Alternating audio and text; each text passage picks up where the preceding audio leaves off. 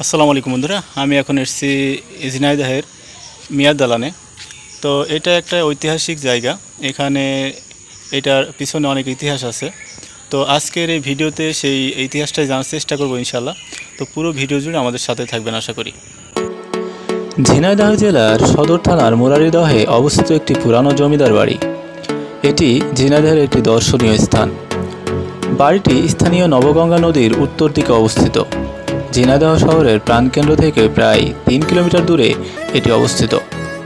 বর্তমানে বাড়িটি ভগ্নপ্রায়। প্রাচীন ঐতিহ্য অনুযায়ী ইমারতের প্রধান ফটকে নির্মাণ সময়ের কিছু কথা কাব্যিকভাবে খোদাই করা আছে।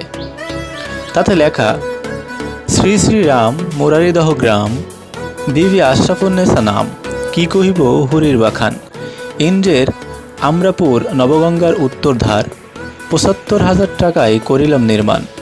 এদেশে কাহার সাধ্য বাঁধিয়া জলমাঝে কমল সমান, কলিকাতার রাজচন্দ্ররাজ, ১২২৯ সালে শুরু করি কাজ, ১২৩৬ সালে সমাপ্ত দালান। ১২২৯ বঙ্গাব্দে ভবনটির নির্মাণ কাজ শুরু করেন তৎকালীন জমিদার সলিমুল্লাহ চৌধুরী। ৭৫,০০০ টাকা ব্যয়ে বাড়িটির নির্মাণ কাজ শেষ হয় ১২৩৬ বঙ্গাব্দে। সলিমুল্লাহ চৌধুরী স্থানীয় লোকজনের কাছে মিয়া সাহেব নামে পরিচিত ছিলেন, সেজন্য বাড়িটি মিয়ার দালান বলে পরিচিত প্রায়।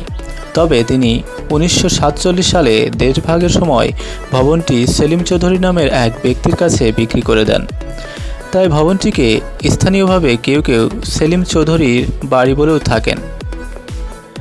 কথিত আছে, সলিমুল্লাহ চৌধুরীর পিতা বধুই বিশ্বাস ছিলেন নলডাঙ্গা রাজবংশের দেওয়ান। বধুই বিশ্বাসের মৃত্যুর পর সলিমুল্লাহ নলডাঙ্গা রাজবংশের কর্মচারী হিসেবে যথেষ্ট উন্নতি করেন এবং তাকে চৌধুরী উপাধি দেওয়া হয়। তিনি মুরারি নামে এক হিন্দু রমণীর প্রেমে মুগ্ধ হয়ে তাকে বিয়ে করেন।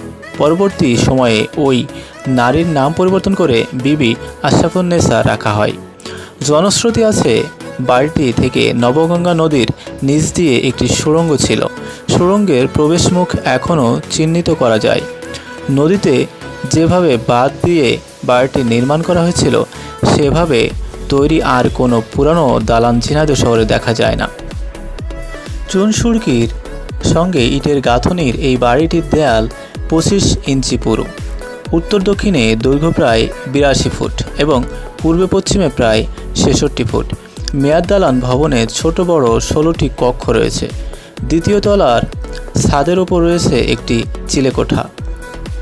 শ্বেতপাথর দিয়ে আচ্ছাদিত এই চিলেকোঠা ঠিকঠাক মতো রক্ষণাবেক্ষণ করা গেলে সেটি ঝিনাইদহ শহরের একটি উল্লেখযোগ্য বিনোদন কেন্দ্র হয়ে উঠতে পারত।